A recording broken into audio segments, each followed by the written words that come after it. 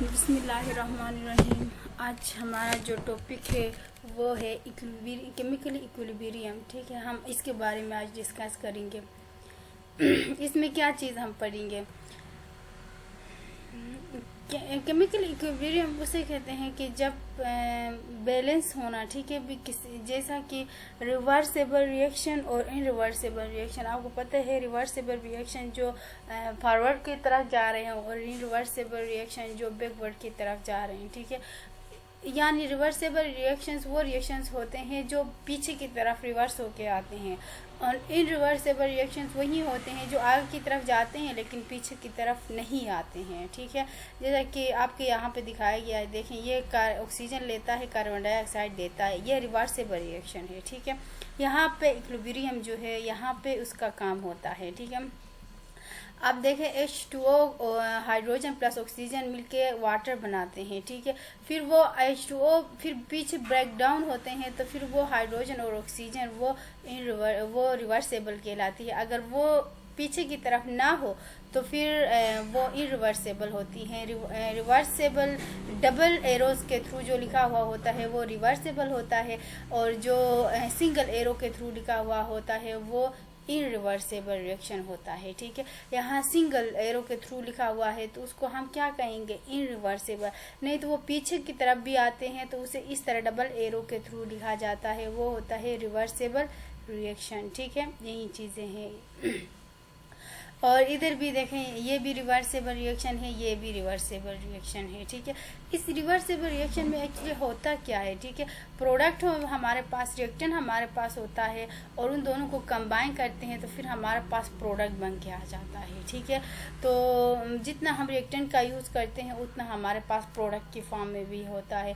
फिर उसको speed up करने के लिए हम कैटलिस्ट के तौर पे हम उसे इस्तेमाल करते हैं, और जो कि वो रिएक्शन को इंक्रीज़ करता है। ठीक है, और यहाँ पे आपके बुक में एक एग्जांपल के थ्रू बताया गया है कि ये हाइड्रोजन गैस है। ठीक है, हाइड्रोजन गैस जो है वो कन्वर्ट भी हो सकता है और वो ब्रेक डाउन डिकम्पोजिशन भी हो सकता है। जब कंबाइन होता है तो हाइड्रोजन आयोडीन गैस बनाता है, जब वो डिकम्पोज पीछे की तरफ डिकम्पोज होके आता है तो हाइड्रोजन गैस अलग बबल्स के फॉर्म में होता है और आयोडीन गैस की अलग फॉर्मेशन होती है। ठीक है, और इसी तरह ये इसकी भी एग्जांपल है कैल्शियम ऑक्साइड्स की, और कार्बन डाइऑक्साइड जब मिलता है तो कैल्शियम कार्बोनेट्स बना देता है, और कैल्शियम कार्बोनेट जब ब्रेक डाउन होते हैं तो कैल्शियम ऑक्साइड्स बनाते हैं और कार्बन डाइऑक्साइड बनाते हैं। ठीक है, ये आप सिंपल सी बात है, 9th के क्लास के लेवल के हैं, आप खुद भी रीड करें। ठीक है,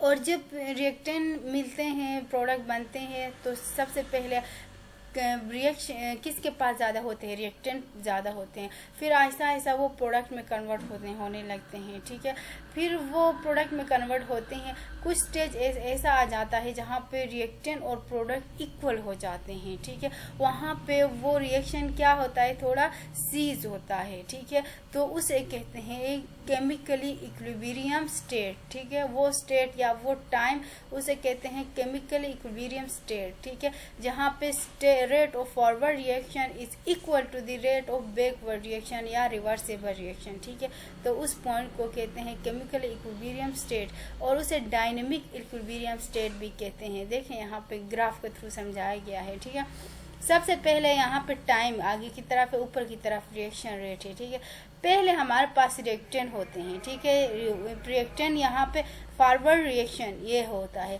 फिर रिवर्सेबल बैकवर्ड रिएक्शन ऐसा होता है। ठीक है, फिर कुछ टाइम आ जाता है जहाँ पे फॉरवर्ड रिएक्शन और बैकवर्ड रिएक्शन इक्वल होकर आगे की तरफ जाता है, तो वो होता है इक्विलिब्रियम स्टेट। ठीक है, ये कुछ डिफरेंसेस आप लोगों ने याद करना है। Microscopic character of forward reaction and backward reaction. ठीक है, फॉरवर्ड रिएक्शन में क्या होता है, it is a reaction in which reactant act as a product. ठीक है, रिएक्टेंट मिलके प्रोडक्ट बनाते हैं, और जबकि रिवर्सेबल में प्रोडक्ट डिकम्पोज होकर रिएक्टेंट बनाते हैं।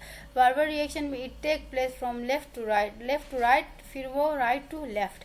Eight this stage the rate of forward reaction increase होती है और rate of backward reaction increase होती है। ठीक है, और वो फॉरवर्ड रिएक्शन जो है स्लोली ग्रेजुअली जो है स्लो होती है, जबकि बैकवर्ड रिएक्शन क्या होती है, इंक्रीज होती है। ठीक है, ये चीज़ें होते हैं। और और law of mass reaction, law of mass reaction में क्या कहना चाहते हैं, ठीक है। ये एक साइंटिस्ट था जिसने लॉ ऑफ मास रिएक्शन का उन्होंने बताया गया था। इसमें क्या कहना चाहते हैं पता है, the rate at which the substance react is directly proportional to its active masses and the reaction is directly proportional to the product of their active mass of the substance, ठीक है। Generally active mass is considered as a molar concentration heavy unit mole dm cube expressed as a square bracket, ठीक है। यहाँ पे square brackets लगा के ना उसको क्या किया जाता है, मतलब मोल डीएम क्यूब में रिप्रेजेंट करते हैं, ठीक है। वो ये कहना चाहते हैं कि ये जो मोल्स हम जितना इस्तेमाल करते हैं रिएक्शन की जो रेट है वो इन पे डिपेंड होता है।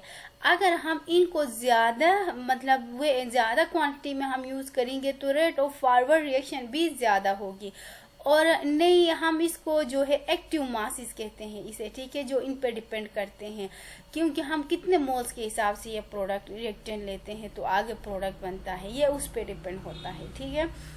और इसके अलावा बस यही कहना चाहते हैं आप उस लॉ को याद करें, और यही है कि directly proportional to the active mass of their active mass of reacting substance, यानी ये जो रिएक्टिंग होते हैं इनके मासेस पे डिपेंड होता है कि वो रेट ऑफ रिएक्शन या वो स्पीड होगा या वो स्लो होगा, ठीक है। यहाँ पे देखें सपोज कि इसका रेट ऑफ रिएक्शन ये है, ये रिएक्टेंट है और ये प्रोडक्ट है। For the mole DM cube में ए बी सी डी को, जैसे कि ए और बी की ये दो ए और बी पहले फॉरवर्ड रिएक्शन करेंगे, इनका काम फॉरवर्ड रिएक्शन करना है और सी डी का काम बैकवर्ड रिएक्शन करना है। तो रेट ऑफ फॉरवर्ड रिएक्शन का के से रिप्रेजेंट करो ए बी का काम है, ठीक है, और के बैकवर्ड या रिवर्सेबल रिएक्शन को हम आर से रिप्रेजेंट करते हैं, वो सी डी का काम होता है, ठीक है।